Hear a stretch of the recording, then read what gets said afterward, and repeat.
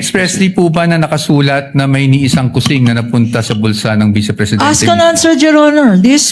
Wait, don't answer. Uy.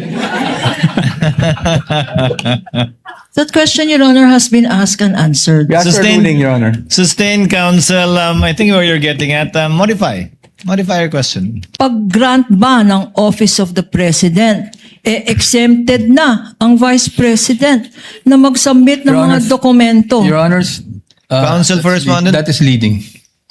Redirect, Your Honor. This counsel opened the Not door. covered by cross, even, Your Honor. Yung Your Honor, exemption. counsel opened the door.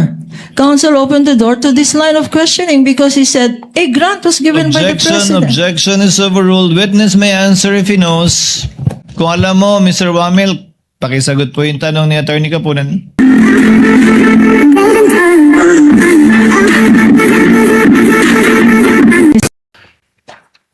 Now, Mr. Witness, pagdating po sa DepEd confidential funds, as you mentioned, you issued the first two AOMs. Yes, sir. Tama po. I mean, AOM for the first and second quarter. Rather. Yes, sir. Pero hindi nyo na po natanggap yung response. Hindi Kasi na- wala na kayo sa ICFAO. Yes, sir. But would you know, just curious, would you know kung ano yung present status nitong mga AOMs na to? Hindi po. I don't have personal knowledge about that. Okay. So you wouldn't know of whether may credit notice o wala? Yes, sir. Oh, but since you're an auditor, ano po ang ibig sabihin ng credit notice para sa isang auditor? Kapag sinabing credit notice, yung document submitted ay already passed in audit na po. Opo, pass in audit, meaning allowed? Yes po. Allowed in But subject to the reopening of the audit later Opo. on po. Okay. Thank you, Mr. Witness. Ngayon, Mr. Witness, since hanggang doon lang naman, no, yung naging saklaw talaga ng inyong service, I don't want to prolong this any longer. Gusto ko lang makita, based on your findings, AOM, diba? Tapos yung notice of suspension para sa OVP and the AOMs for DepEd, these are preliminary findings, correct? Yes po, kasi nire-require pa naman sa agency na mag-justify yung findings and submit the documents being sought po dun sa... Opo. At based po dito sa findings ninyo, wala namang pong expressly nakasulat na may misappropriation at this point. Actually, yung presumption of misuse kasi nasa item 8.3 na kapag hindi nag-liquidate or failure of liquidation of the accountable officers upon due demand shall be a prima facie evidence that such fund has been put to personal benefit or misuse. Yes. But I am just asking for the response na meron po bang expressly nakasulat sa mga findings ninyo? Ask and answer, Your Honor. It is in That is a 8.3. presumption po. So hindi Opo. kailangan isabihin. May expressly po ba na nakasulat na may niisang kusing na napunta sa bulsa ng Vice Presidente? Ask and answer, Your Honor. Wait, don't answer. Uy. That question, Your Honor, has been asked and answered. Yes, sir, Sustained- ruling, Your Honor. Sustained counsel, I think where you're getting at, modify your question. You can get it. Okay. So, basically po, ang findings nyo ay preliminary lamang. Wala pong any conclusive finding pa as to any misappropriation. Yun lang po ang tanong ko. Ang sabi kasi sa circular, upon failure to liquidate, No, meron I ng am presumption. Your Honor, Ask the and witness answer, is not Your Honor. responding. No, He the already witness said, Asking if it's... The witness is not responsive. Kindly respond. I think the question is quite simple, Yun lang naman Mr. po. Wamil. Preliminary pa lang. So wala pang any conclusive finding as to any misappropriation. Yun na lang po. Para lang po masagot nyo na ng diretso. Hindi naman po kasi kailangang i-state doon sa findings. Again, Your Honor, non-responsive. Let the presiding officer be the one to do it, or try to do it. Kapag ka nag-issue po kayo ng AOM, Audit Observation Memorandum, failure to liquidate na po ba yun? O may mga observation pa lang kayo?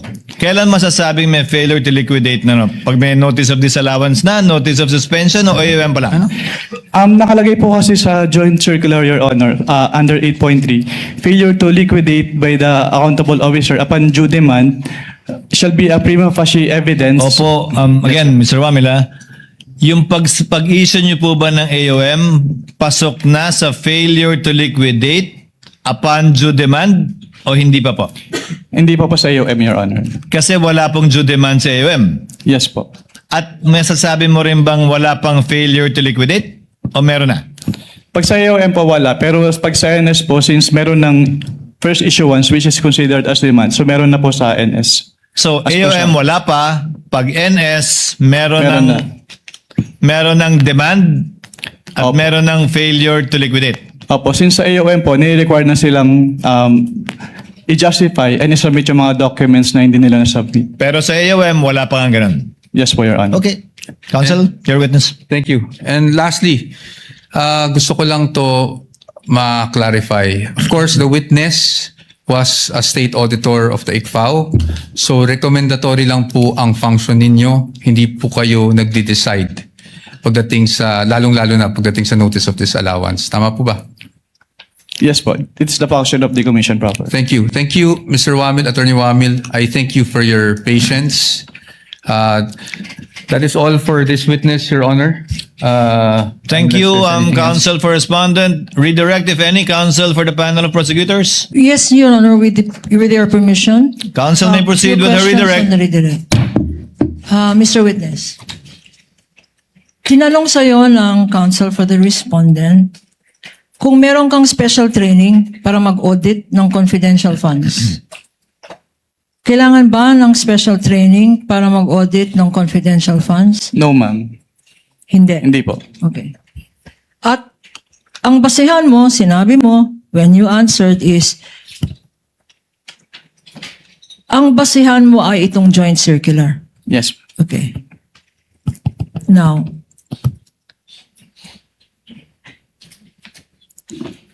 tinanong sa'yo ng counsel kung alam mo na ang Office of the President ang siyang nagbigay ng grant.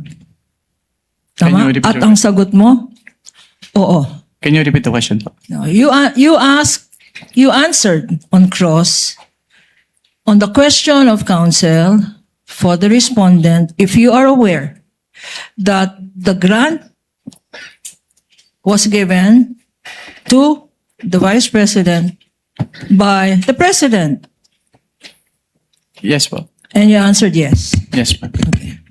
Pag binigay ba ng presidente, like in this instance, ang confidential funds, wala nang obligasyon mag-liquidate ang Vice President ng paggamit niya sa confidential funds na yan. Meron po. Meron po pa siyang rin obligation to liquidate. obligasyon. Pag-grant ba ng Office of the President, exempted na ang Vice President na mag-submit ng Your mga Honors- dokumento. Your Honors, Counsel for respondent. that is leading. Redirect, Your Honor. This counsel opened the Not door. covered by cross even, Your Honor. Yung Your Honor, exemption. counsel opened the door. Counsel opened the door to this line of questioning because he said a grant was given by the President. Objection is overruled. Witness may answer if he knows. Kung alam mo, Mr. Wamil, pakisagot po yung tanong ni Attorney Kapunan. Can you repeat the question, ma'am? Ang grant ba ng confidential funds ng isang presidente to a vice president, this president in particular, to the vice president, does it exempt the vice president for accounting for the use of that confidential funds under your joint circular? No po. Okay. So, kailangan pa rin, sinasabi mo, na compliant, mag-comply. Yes. Opo, kailangan Hindi pa rin. lang ang Office of the President. Kung binigyan rin ng grant ang Department Secretary of Education, kailangan rin. Yes, ma'am. Bakit? Ano ba ang nature ng pondo na yan? Pera ba yan ng Presidente? Since ang confidential fund po ay public fund, so kailangan pong ma-properly account. So kailangan nilang i-liquidate properly and completely yung kanilang cash advances from the confidential fund. So, ang sinasabi mo, at nasa rationality ng joint circular. Section 1, public funds, public accountability, public officer. Tama? Opo. Okay, walang exemption. Hindi exempted si Sara Duterte para mag-account. Yes, ma'am. Sinabi rin,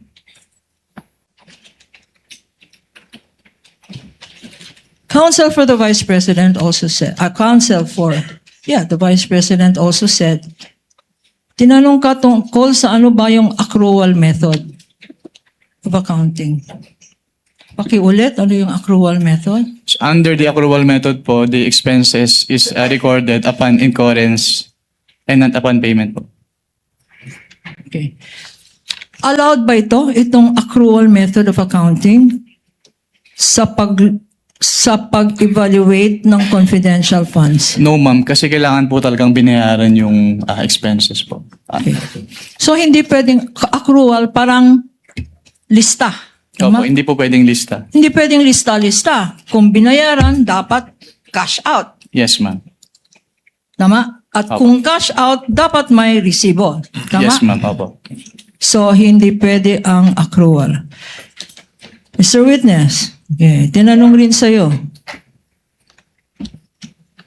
Itong utilization of confidential funds. Nakalagay, utilization of confidential funds.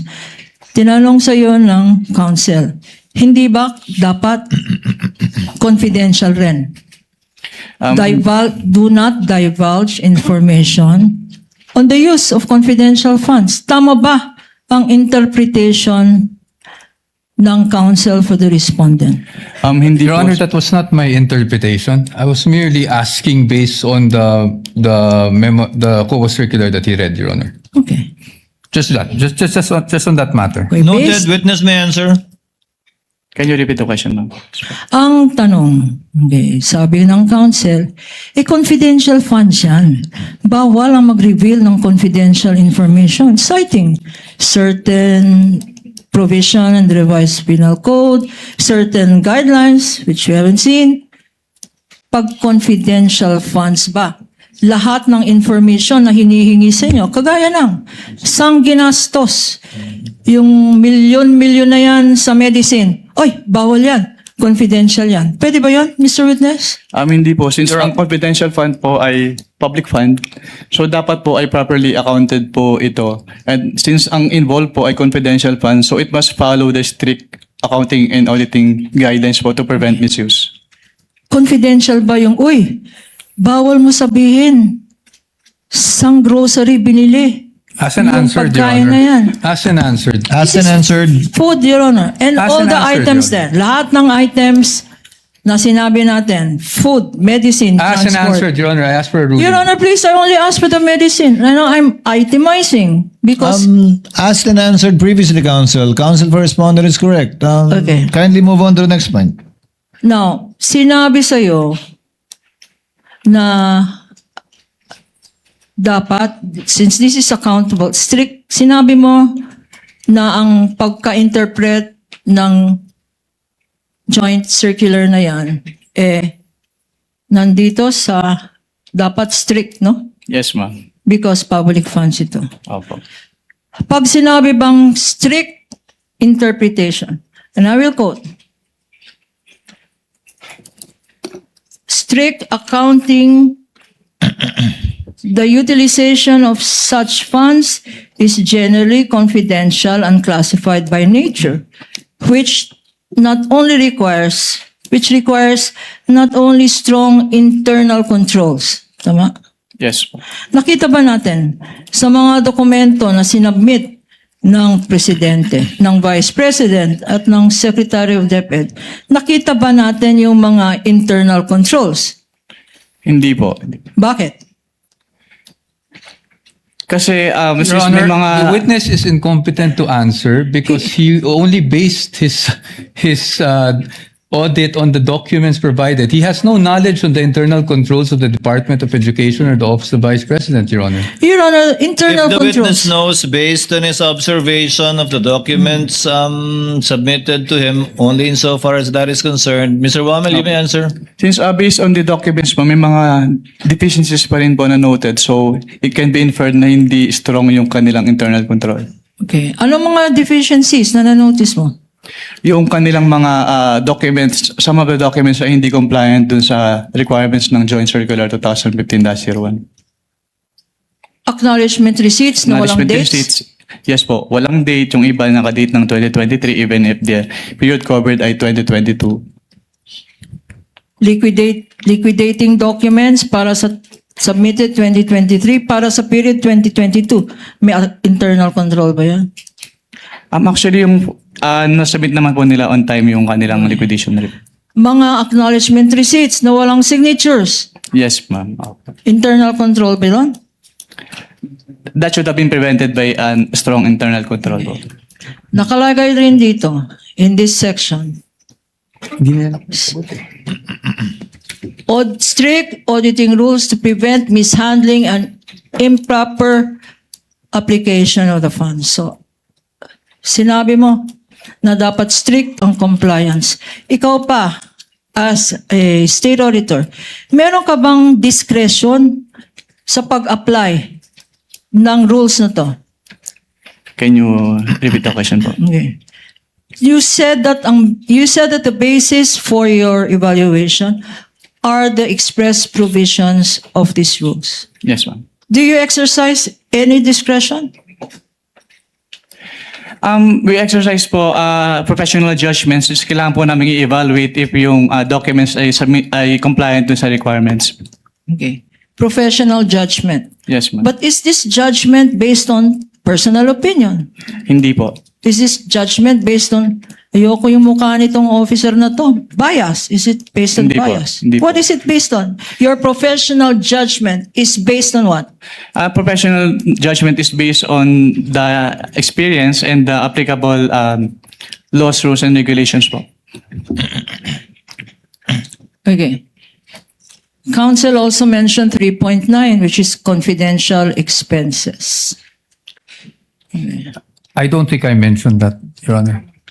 Okay. Then I will mention it. Not subject of the cross, Your Honor. Are you referring to the JMC Council? Your Honor, please, accounting, this council asked on how confidential expenses or funds are being accounted for. This is germane to the questions on cross. No, my question, Council, is what 3.9 are you referring to? 3.9 of what? 3.9 of the joint circular, Your Honor. Is there one? It's a confidential expenses, which says it refers to those expenses pertaining related to surveillance activities, etc., Your Honor. Your Honor. On page 3. Beyond the scope of the cross, Your Honor. Your Honor, please. He opened the door. He I says did- what door did I confidential open, funds. He says confidential funds do not disclose information. Your Honor, please, we have to put a limit to at least, apply what is in the rules of court suppletorily, Your Honor. Subject to the discretion of the court, the redirect and cover matters not covered by the cross. The same is true with your cross counsel later on. We submit, Your Honor. It's, Counsel may proceed with her question. Witness may answer. okay. In confidential expenses 3.9, nakalagay dito, in your evaluation of confidential or liquidation of confidential funds or confidential expenses, nakalagay dito, are intended to support the mandate or operations of the agency, Mr. Witness. Yes, ma'am. Okay, nasa mandato ba ng Office ng Vice President ang magkaroon ng confidential funds? Calls for an opinion, Your Honor, that the witness is not qualified to answer. It's competent, Your Honor. He knows what are allowed, for an what are opinion, not Your allowed. Objection. Witness is not an expert on the Objection mandate. sustained. Witness is not competent to answer whether or not it is part of the OVP's function, much less a DepEd, to have confidential funds. That he did not see any confidential funds when he was with COA ICFAO does not mean that it is allowed or not allowed.